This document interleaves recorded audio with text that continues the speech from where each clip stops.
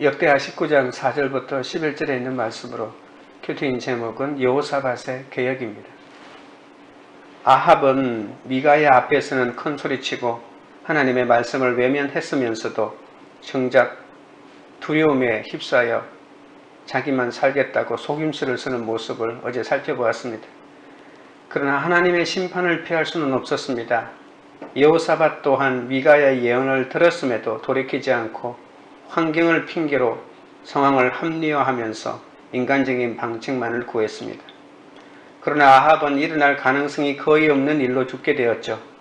인간적인 계산으로 치밀하게 대비했지만 한 사람이 무심코 쏜 화살 한 발에 그의 모든 계략이 깨지고 말았습니다. 아합이 변장술로 아람 사람들을 따돌릴 수는 있었지만 여호와가 결정하신 운명은 피할 수 없었습니다. 이 무심코 쏜 화살이야말로 하나님의 흠없는 완벽한 세팅입니다. 우연히 누구를 만난 것 같아도 심판도 구원도 하나님의 흠없는 온전하심의 결과입니다. 선지자 예후는 여호사밧 왕에게 악한 자이자 여호와를 미워하는 자인 아합과 동맹을 맺고 전쟁에 동참한 일은 잘못이라고 지적합니다. 그러나 다행스럽게도 여호사밧은 예후의 책망을 듣고 자신의 잘못을 회개합니다. 책망의 말씀이나 공동체의 권면을 들을 때 나의 잘못을 인정하고 마음을 기울여 하나님을 찾으면 그 말씀이 나를 다시 일으키는 능력이 된다는 것을 살펴보았습니다. 오늘은 여호사밧은 예루살렘을 다시 나가 온 유다 지역을 다니며 성읍마다 재판관을 세우는 장면입니다. 그리고 그들에게 하나님을 두려워하는 마음으로 삼가 행하라고 명령하죠. 재판관을 세우는 것이 곧 이스라엘의 범죄를 막고 하나님의 진노가 임하지 않도록 하는 것이기 때문에 여호사밧은 온 유다의 재판관을 세우는 계획을 단행하게 됩니다. 첫째로 돌아오게 하라입니다. 4절입니다. 여호사밧이 예루살렘에 살더니 다시 나가서 브엘세바에서부터 에브라임 산지까지 민간에 두루 다니며 그들의 조상들의 하나님 여호와께로 돌아오게 하고 예루살렘에 돌아와 선견자 예후를 통해 하나님의 책망을 들은 여호사밧은 말씀 앞에 자신의 죄와 잘못을 회개했죠. 예후 선지자가 왕을 책망하고 돌아간 다음에 시간이 얼마나 흘렀는지는 알 수는 없습니다. 그가 다시 예루살렘을 나가서 전국을 순회하는 것을 볼 수 있습니다. 예루살렘 궁에 처박혀서 그곳에서만 정치를 하는 것이 아니라 도대체 전국의 각지에 있는 어떤 상황들을 살피기 위해서 나갔던 것이죠. 선지자의 책망에 자극을 받았다고 볼 수가 있을 것입니다. 자신의 삶을 돌아보고 또 자신의 신앙의 회복이 필요하다는 것을 느꼈고 또 자신의 한 나라의 왕의 자신의 신앙이 곧 이 나라의 전체의 신앙에도 영향을 미친다는 것을 깨닫고 이 나라의 신앙의 형편, 예배의 형편을 살피기 위해서 나갔던 것입니다. 아합과의 일을 떠올리면서 하나님을 사랑한다면서도 온 마음으로 하나님을 섬기지 못한 것은 하나님을 섬기지 않는 것과 똑같다고 하는 것을 깨달았던 것입니다. 거기에 대하여 회개합니다. 이전에는 하나님이 기뻐하시지 않는 계획으로 예루살렘을 나갔죠. 예루살렘을 나갔다고 하는 것은 아합과 동맹을 맺고 아합과 함께 전쟁에 나가기 위해서 예루살렘을 나갔지만 이번에는 브엘세바에서부터 에브라임 산지까지 유다 온 지역을 여호와께로 돌아오게 하기 위하여 나갔으니 회개에 걸맞는 적용이 시행된다고 볼 수가 있습니다. 왕으로서 자신의 사명은 세상과 타협하여 나라를 부강하게 하는 것이 아니라는 것을 깨달았던 것이죠. 유다 백성을 여호와께로 돌아오게 하는 것임을 깨닫고 온 나라를 두루 살피는 것입니다. 가장으로서의 가정에서 역할도 마찬가지입니다. 밖에 나가서 열심히 돈만 잘 벌어다 주면 그것으로 가정의 노릇이 끝난 것이 아니라 자신을 비롯한 가족의 구성원, 특별히 자녀나 배우자의 신앙의 형편이 어떤지 살피는 것이 너무나도 중요합니다.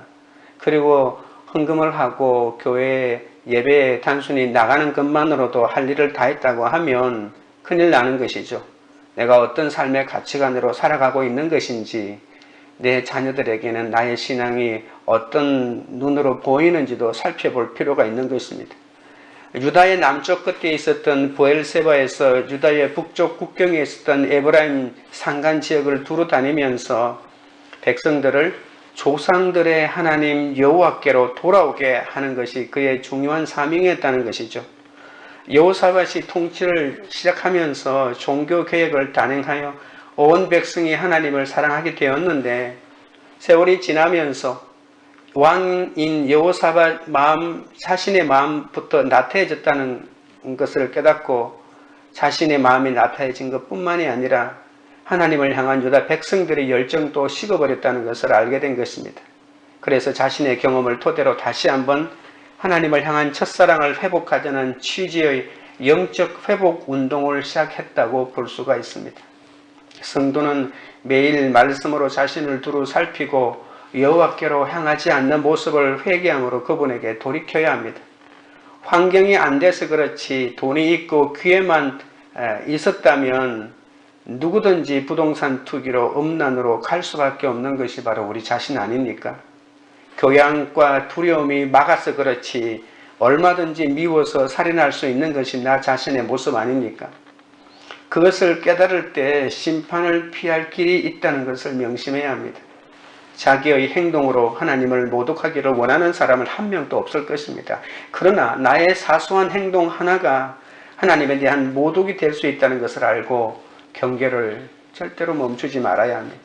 적용 질문 드립니다. 여호와께로 돌아가야 할 나의 모습이나 계획은 무엇입니까? 둘째는 삼가 행하라입니다. 5절 6절입니다.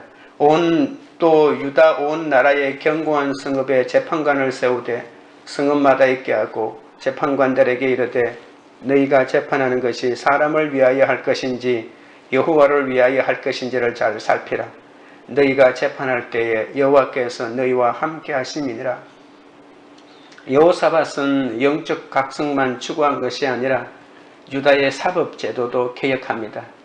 유다처럼 신정 통치를 지향하는 사회에서 영적 회복이 곧 사회 제도 회복으로 이어져야 한다고 여겼던 것이죠. 하나님에 대한 믿음이 삶에서 열매로 드러나지 않으면 안 된다는 것입니다.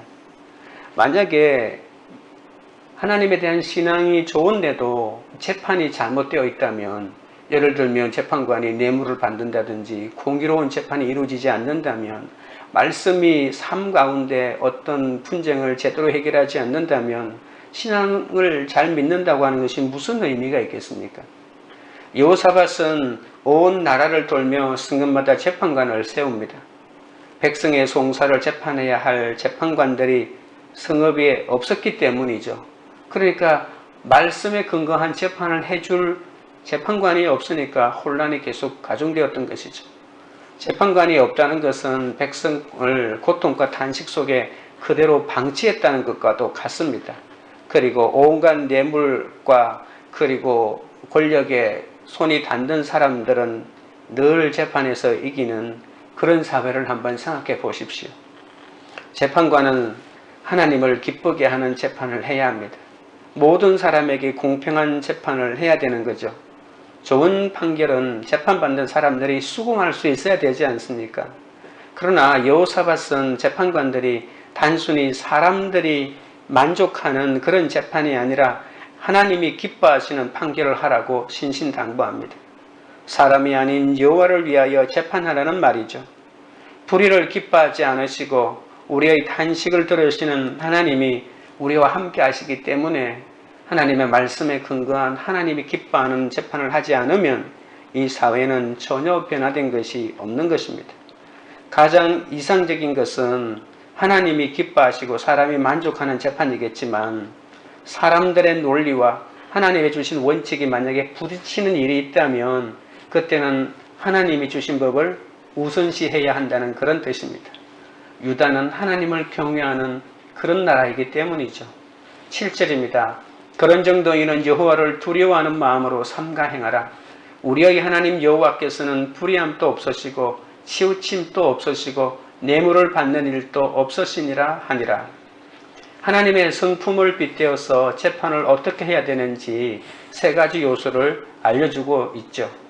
여호사밧은 새로 임명된 재판관들에게 여호와를 두려워하는 마음으로 삼가 행하라고 명령합니다. 재판관은 항상 하나님을 경외하는 마음을 지녀야 합니다. 이 권면은 하나님이 기뻐하시는 재판을 할 수 있는 비결입니다. 유다는 자신들이 만들어낸 규칙으로 소송하고 재판하는 것이 아니었습니다. 하나님께서 모세를 통해 주신 율법이 바로 그들의 사법과 형법이 되었던 것이죠. 그러므로 재판관들이 이스라엘에게 법을 주신 하나님을 경외하는 마음이 없다면 재판에 임할 수 없다는 것이죠. 재판관들은 이 법에 대한 지식을 갖는 것이 아니라 하나님을 향한 경외하는 마음이 먼저 있어야 된다고 강조하고 있습니다. 이런 마음을 품고 재판을 하는 한 그들은 하나님을 기쁘게 하는 재판을 할 수 있다는 것입니다. 여호사밧은 더 나아가 재판관들이 하나님을 경외하는 마음을 지닌다는 것이 무엇인지를 말하는데 그것은 바로 불의하지 않고, 두 번째는 치우침이 없고, 세 번째는 뇌물을 받지 않는다고 무엇이 하나님을 두려워하는 마음인지 정확하게 제시합니다. 불의하지 않는 재판은 죄 지은 자를 놓아주고 죄 없는 자를 처벌하는 일을 하면 안 되는 거죠. 하나님이 주신 법을 기준으로 삼고 누구도 수긍할 수 있는 정확하고 공정한 판결을 내려야 한다는 것입니다. 치우침 없는 재판은 편파적인 판결을 하지 않는다는 것이죠. 내가 알고 있고 내가 알고 있는 사람이라고 해서 레위기에 보시면 재판을 할 때 고아와 과부라고 해도 재판을 공정하게 해야 된다고 할 만큼 모든 영역에 있어서 고아와 과부는 최우선적으로 살펴줘야 될 사람이지만 재판에 있어서만큼은 고아와 과부라고 하더라도 예외가 없다고 말했던 그 하나님이 아닙니까? 이 주제는 레위기 19장 15절을 세 번역으로 보면 이렇습니다. 재판할 때에는 공정하지 못한 재판을 해서는 안 된다. 가난한 사람이라고 하여 두둔하거나 세력이 있는 사람이라고 하여 편들어서는 안 된다. 이웃을 재판할 때는 오로지 공정하게 하여라. 이렇게 말합니다. 뇌물이 편파적인 재판을 가져오기 때문에 여호사밧은 뇌물은 절대로 받아서는 안 되기 때문에 거부해야 된다고 합니다. 뇌물은 재판에 부정적인 영향을 미칩니다. 모세는 뇌물에 대해서 뇌물은 지혜 있는 사람의 눈을 어둡게 하고 죄 없는 죄인 사람을 죄인으로 만듭니다. 라고 말했습니다. 성경에서 뇌물은 자신의 충성을 표현하거나 혹은 대가를 바라고 주는 선물이라고 말합니다. 선물은 소송 중인 사람의 기본적인 권리를 박탈해버리는 거죠. 왜냐하면 법을 정확하게 집행하지 못하게 만들어버리니까. 뇌물을 준 사람 편을 무조건 들게 만들어주니까 그렇습니다. 재판관이 아무리 순수하고 청렴한 사람이라도 뇌물을 받기 시작하는 그 순간부터 그의 판결은 편파적일 수밖에 없다는 것이죠. 지도자로 세움을 받은 사람은 일을 시작할 때까지 열심히 노력하고 실력을 쌓아야 합니다. 하지만 일을 시작한 후에는 끊임없이 그때에도 자신을 성찰하고 자기 관리를 철저히 해야 할 책임이 있다는 것입니다.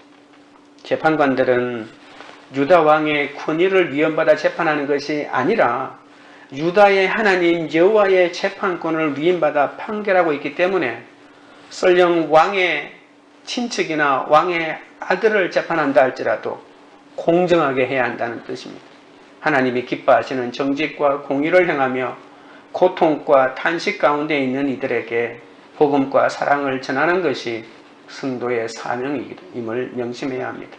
적용 질문 드립니다. 재판관 없는 성읍같이 고통과 탄식 가운데 있는 내 삶의 영역은 무엇입니까? 여호와를 두려워함으로 그분 앞에서 삼가 행해야 할 일은 무엇입니까? 셋째는 여호와를 경외함으로입니다.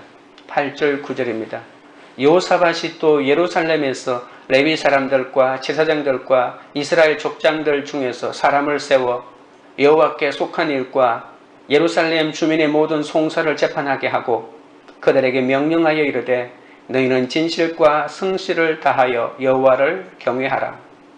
여호사밧이 추진하는 사법제도 개혁의 다음 단계는 예루살렘의 최고 법원을 세워 여호와께 속한 일과 그곳 주민의 재판을 담당할 사람을 세우라는 것입니다. 사람을 세운다고 하는 것이 얼마나 중요한지 다시 한번 본문이 말합니다. 여호사밧이 만일 지역에서 활동하는 재판관들의 판결에 불복한 사람들이 항소를 하면 예루살렘에 있는 법원에서 판결하게 된다는 것입니다. 아마도 예루살렘에는 상급 법원과 하급 법원이 함께 있었다고 볼 수가 있죠. 예루살렘 주민들도 하급 판결에 동의할 수 없다면 상급 법원에 상소할 수 있다는 것이죠. 우리 요즘에 지방법원이 있고 고등법원이 있고 대법원이 있는 것처럼 재판을 기본적으로 3번을 받을 수가 있지 않습니까? 여호사밧이 최고법원을 설립한 이유는 백성의 억울함을 풀어주는 것을 넘어서 이스라엘이 여호와께 죄를 범하지 않도록 하여 하나님의 진노가 임하지 않게 하는 것이었습니다. 이스라엘 백성들 가운데 죄를 지었는데도 죄라고 만약에 판결하지 않을 확률이 있기 때문에 그 다음 재판관, 그 위의 재판관을 이렇게 여러 개를 만들어 가지고 죄를 정확하게 찾아낼 수 있도록 했던 것이죠. 여호와를 경외하는 것이 법원을 세운 가장 근본적인 이유이기 때문에 그렇습니다. 최고법원은 레위 사람들, 제사장들, 족장들로 구성되었지만 구체적인 숫자나 규모는 알 수 없습니다. 여호사밧은 이 법원을 통해 레위 사람들과 제사장은 주님의 법을 어긴 일에 대해서 판결하라 하도록 하였고 왕에게 속한 일에 대해서는 족장들이 재판하도록 하였다는 것입니다. 그러니까 왕에 관련된 일도 그들은 재판을 했다는 것이죠. 여호사밧은 유다 전역에서 재판하도록 임명받은 사람들에게 권면한 것처럼 예루살렘 법정에서 일하게 될 사람에게도 권면합니다. 그것은 바로 여호와를 경외하는 마음을 강조한 그 이전의 지방 재판관들하고는 달리 예루살렘 법관들에게 준 권면은 온 마음을 다하라고 하는 것입니다. 9절 뒷부분에 보시면 너희는 진실과 성심을 다하여 라고 이렇게 말합니다. 여호사밧은 재판을 최고의 믿음과 사모함으로 하나님께 드리는 예배의 한 형태로 보고 있다는 것입니다. 여러분, 결혼생활도 예배입니다. 직장생활도 예배입니다. 힘든 인간관계도 예배입니다. 그 모든 예배 가운데 나를 산제사로 드리고 믿음으로 인내와 순종의 본을 보이는 사람이 바로 축복의 통로입니다. 모든 일에 예배가 중심이 되지 않으면 일상생활에서 불평이 나오고 무너지기 시작하죠. 하물며 다른 사람을 재판하는 일이 어찌 예배가 아니겠습니까? 그래서 그들에게 여호와를 경외하고 그리고 온 진실과 성심을 다하여 판결하라고 하지 않습니까? 우리가 신령과 진정으로 예배드리는 것과 마찬가지로 재판을 할 때도 예배를 드리는 마음으로 하나님께 나아가라는 것입니다. 그들은 진실과 성심을 다하여 여호와를 경외함으로 모든 일을 행해야 했습니다. 마찬가지로 우리도 그리스도인으로서 가정과 직장과 공동체에서 거룩을 위해 힘쓰는 사명을 감당해야 합니다. 10절부터 11절입니다. 어떤 성읍에 사는 너희 형제가 혹 피를 흘림이나 혹 율법이나 계명이나 율례나 규례로 말미암아 너희에게 와서 송사하거든 어떤 송사든지 그들에게 경고하여 여호와께 죄를 범하지 않게 하여 너희와 너희 형제에게 진노하심이 임하지 말게 하라. 너희가 이렇게 행하면 죄가 없으리라. 여호와께 속한 모든 일에는 대제사장 아마랴가 너희를 다스리고 왕에게 속한 모든 일은 유다 지파의 어른 이스마엘의 아들 스바다가 다스리고 레위 사람들은 너희 앞에 관리가 되리라. 너희는 힘써 행하라. 여호와께서 선한 자와 함께 하실지로다 하니라. 여호사밧은 최고 법원을 설립한 근본적인 목적을 주의 백성들의 여호와께 제재치 않게 하기 위해서라고 합니다. 왕은 만일 사람들이 죄를 지으면 하나님의 심판이 온 유다에 임할 것을 우려하고 있죠. 하나님의 백성들로 만들어진 공동체는 하나님의 공의와 정의로 다스려야 합니다. 만일 그렇게 하지 못하면 그 백성이 다 백성에게로, 책임이 다 백성에게로 돌아가기 때문이죠. 법원은 이 공동체의 생존을 위해서도 공의와 정의로운 재판을 해야 하며 부당한 판결로 인해서 주님 앞에 더 큰 죄를 짓는 일이 없도록 해야 한다는 것입니다. 일종의 10절과 11절 이런 여러 가지 재판관들이 하는 일은 어떻게 보면 지금으로 말하면 교육자가 하는 일과 비슷하지 않습니까? 여호사밧은 종교법에 관한 재판은 대제사장 아마리아에게 최종 판결권을 주었고, 민사나 형법에 관한 재판은 유다 지파의 지도자 이스마엘의 아들 스바다에게 최종 결정권을 주었다는 것입니다. 그러니까 굉장히 조직을 잘 갖추고 나누어서 여러 가지 재판하는 일이 차질이 없도록 아주 치밀하게 계획을 세우고 진행한 것을 볼 수 있죠. 자신에게는 선함이 없음을 고백하고 여호와께 매달리는 자를 하나님은 선하다 여기시고 그와 함께 해주시는 겁니다. 그래서 선한 양심을 가진 사람들, 이러한 인재들이 많이 발굴되어서 그들의 선한 양심 위에 하나님의 일을 맡기고 그들이 그 일을 해나갈 때 그 공동체 그리고 그 교회는 튼튼한 반석 위에 세워지는 것이죠. 하나님이 함께 하실 때 내게 맡기신 자리에서 구원의 사명을 감당할 수 있는 것입니다.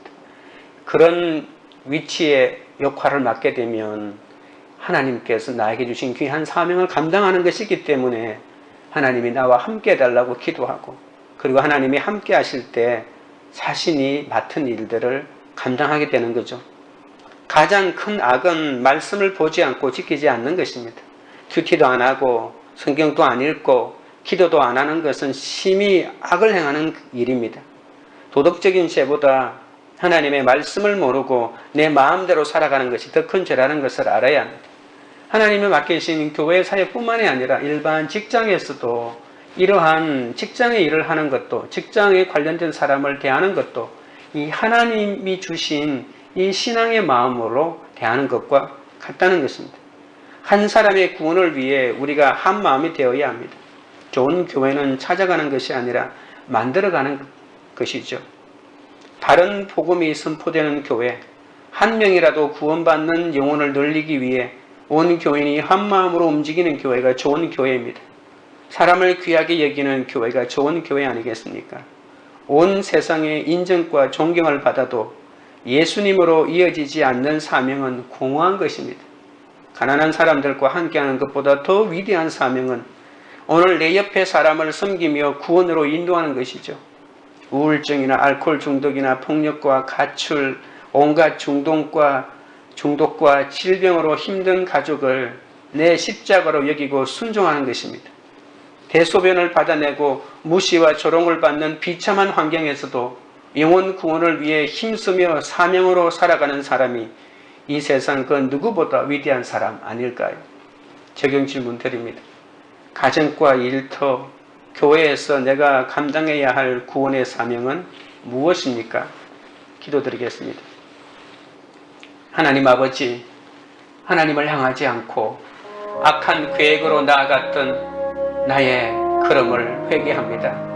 매일 말씀으로 나를 두루 살펴 여호와께로 향하지 않는 모습을 아버지 하나님, 날마다 주의 말씀 앞에 복종시켜 주께 나아가기 원합니다. 환경이 안 돼서 그렇지 돈이 있고 기회만 있었다면 언제나 부동산 투기로 음란으로 달려갈 수밖에 없는 연약함이 나에게 있음을 고백합니다. 교양과 두려움이 막아서 그렇지 얼마든지 미워서 살인할 수 있사오니 주여 불쌍히 여겨 주옵소서.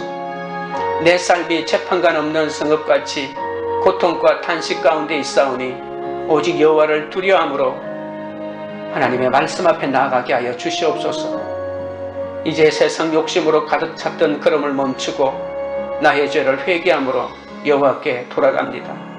하나님이 기뻐하시는 정직과 공의를 행하며 고통과 탄식 가운데 있는 이들에게 복음과 사랑을 전하는 것이 성도의 사명인데 그 사명을 다할 수 있도록 도와주시옵소서.